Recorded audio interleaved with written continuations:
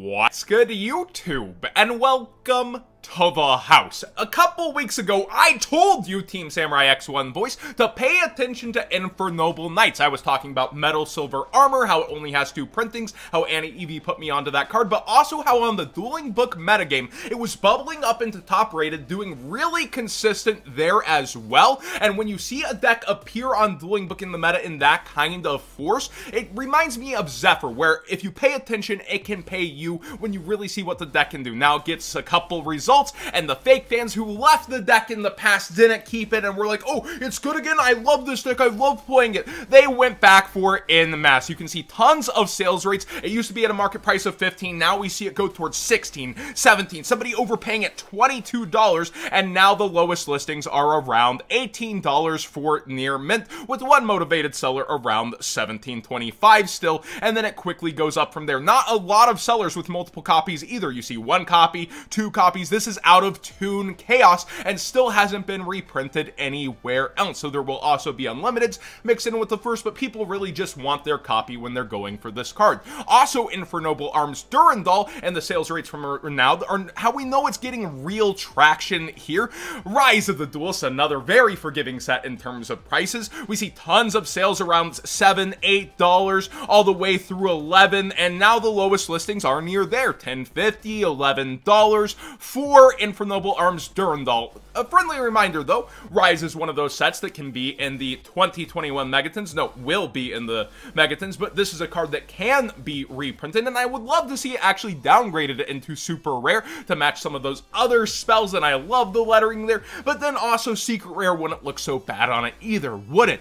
A card I would suggest getting sooner than later though is Isolde herself. It feels like so many people get the ban list jitters. Oh my gosh, it could get hit. She is one of the ultimate enablers in the game, but keeps kind of falling off and then on and off and on into formats. Konami could Thanos snap her at any point, but the first edition originals are still only $8 for something we've seen go up towards 18, 20 in the past 7 listings here, but a lowish rating on the seller. And then you do see other copies around in the unlims, so do be aware and look for feedback as you're going in on this card using that TCG player link in the description down below, costing you nothing extra to support the channel directly for the cards you'd already be buying if you are. But she only has 2 printings between the super rare from a special edition and her first Ed Ultra original, and the super is still a really good price around $3, but not the most quantities. An absurd card. Now, another absurd enabler, Hulk 5-Rex, is something that gets played in this deck, and Hulk was played also in Striker and other decks, you know, any hand trap into Striker going into Celine, the combos for Strikers, but we do see that Hulk is back towards 40 here over time, and the ulti is kind of low versus the ultra rare. That's kind of a weird one. Let's actually peek in on that. Yeah, around $80, so only double for the ultimate rare. If you're going fully hollowed out, now might be the time, as people have been grabbing back towards Hulk and it's crept back up over time. Super rare Vishuda is one I keep forgetting to put on Market Watch. This got bought out a bit ago, and the supers are mainly for, I think, the Zhang Jing deck and how the worms interact and how it also has had a meta presence in the past. It's a very good card in general, so do be aware that Vishuda super rares have been bought out, whether you want to sell yours or think about getting them at some point for the holographic version. The rest of them, the rare is still very cheap, the commons are cheap, and one of them commons are out of the Slifer structure deck most recently, so very accessible. King's Court has some interesting things going on here. The secret rares do indeed seem to be misprints. We still haven't seen any other language, including Spanish from North American prints, so, well, North-South America, you know what I mean. But seriously, we have not seen any other language, including Spanish, German, French, Italian, and they only seem to appear mostly in an A print. Very, very few freak accident ones seem to have appeared in the EU print. Now, Rhoda is now the collector rare on top of the set. Lightning Storm down under $40 is beautiful. This is not overprinted. I see a lot of people surprised at how many are being pulled. It's 3.6 on average per case, but then some cases will have clumping, of course, on certain cards to where you'll see like 5 or 6 in a case, averaging 1 in every 2 boxes. Yeah, that happens in certain cases. You get very lucky and it's awesome, but I think the price is more so down rather than just just availability, because also people would surmise that it could be in the megatons like the Pot of Extravagance treatment. So it is great to see motivated sellers coming down and putting the price down, but it's quickly still towards that $40 mark right now. One interesting buyout that also happened was Arcana Triumph Joker, I guess the waifu buyout for now. Without a real presence though, I don't see this sticking necessarily. Like, the live twin collector rares continue to get support, but as they haven't made their presence known in the metagame, they kind of sit where they're at. I don't know that this one will be sticking. And finally, the pricing on these secret rares and how they've turned out. People are wondering why Slifer's on top. Well, I would think it's because Winged Dragon of Ra, even as a misprint and looking the nicest in this rarity, it has the competitor in the Ghost Rare. Also, the OCG likes Slifer the most as a collectible historically in price, so I could see that market playing into it, but I don't think they're necessarily grabbing them up off our market. I think it's more so that you have a competitive higher rarity than this for Ra, where Slifer does not have one, and then the obelisk foiling truly just looks awful. There's so little actual foiling since they didn't bother to put the hieroglyphs over the monsters in Pharaoh's rare, and he has so little foil to actually show off the rarity, it just looks awful. So I think that's probably why Slifer is in the lead. Also, people are asking me if they should get Utopic number F0 Draco. I don't know the future on prices, but what I do know is this has gone down in price thanks to Zodiac not being as present and being able to go into that combo for this with Trident Band. But you do have Phantom Knights getting a lot of traction here lately, and a lot of eyes heading towards this, but also a ton of listings on this card as people chase after these secret Pharaoh rares and the higher end collector rares. So I do think it's a decent price for what it's at now, but it could continue to go down towards 18, 15, but you also have Utopia in the name, all the Utopia support coming,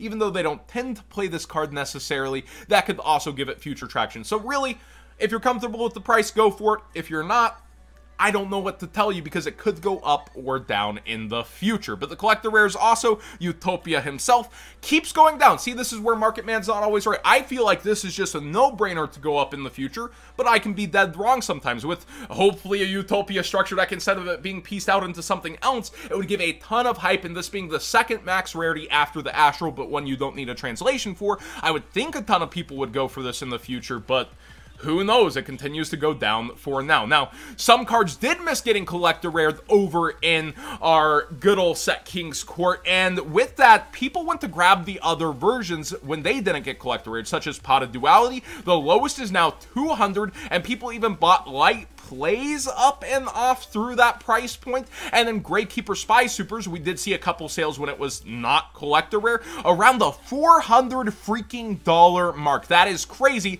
And now the lowest is around $430. So real money being spent as people saw, ah, yes, it's not going to appear over here. Well, might as well go ahead and spend the money and get my max rarity over here then, since it won't be coming down anytime soon. Red Eyes Dark Dragoon has gone from 80 to 85 to now 90. It's just an engine that's getting played in one of the top decks. Drytron and one of the top deck can use something like this better than anybody else. You're going to see that traction continue on upwards. Book of Moon Ultimate Rare had a buyout and is already falling back a bit towards Earth. I think it was a low of 190 last night on stream, and now you see competition ramping up as we already see that. But look at the buyout prices though. 140, 145. People really worked to make this one disappear.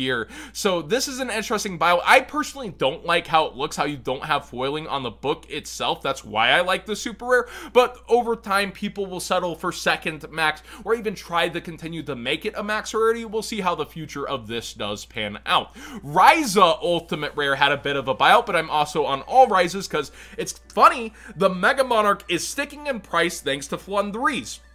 Flundrees pretty much combos into this, and it does seem to be a huge win con for them. And with that testing, people are keeping this one up in price. Hopefully Konami catches on and reprints it somewhere else, as most Mega Monarchs end up needing a reprint over time. I believe the Dark, we had Zaborg, Caius, they got reprints. Hopefully they look around. Ulti Ryza for past formats though, just insane. You can't, you know, make this stuff up $200 plus. 220 is now the lowest listing before 270, with all the first eds gone around, and they seem to have been bought out last month unless sales data is slow. Also, speaking of wins, Windwitch Glass Spells common is bought out again. Why does this keep happening? Let me know. Why would you think people would keep going for the commons when the Ultra then becomes similar in price to try to force the Ultra up? I don't think the Windwitch engine is necessarily doing anything super anytime soon. Yes, you got new support somewhat recently, but the first editions are near $7 to $8 for the Ultra. Why are you trying this with the common? What are you doing? What is your end game? Divine Arsenal AA Zeus was up a couple bucks last night. We see two motivated sellers here with low percentage feedback. My bad, didn't mean to click on that. Having them around 70 before it goes back to that 73. So it's just ticking up a little. To note, people are playing the Zodiac engine with Borbo in order to access Zeus in Tri-Brigade and have an even stronger end board and things that you have to deal with. Zeus is certainly a powerful card, but Phantom Rage is also the last set in the 2021 Megatons, so keep that timeline in mind. If you need Zeus's power, that's unfortunate. It feels like you would need to play it in tournaments now, but also, man, I can't wait to see how those Megatons really end up turning out. And that's the end of today's Market Watch. I thought I had one more tab. Thanks for watching. Please subscribe if you haven't already. Give this video a thumbs up if you enjoyed the conversations. What do you think of how this format is developing and how so many decks can do well in it? And of course, that'll kind of start to go different ways perhaps as the meta develops, but right now it's a very, very diverse and awesome format with so many entertaining things happening, and some things you can see coming, some things you're just wrong about whenever you're playing with the market.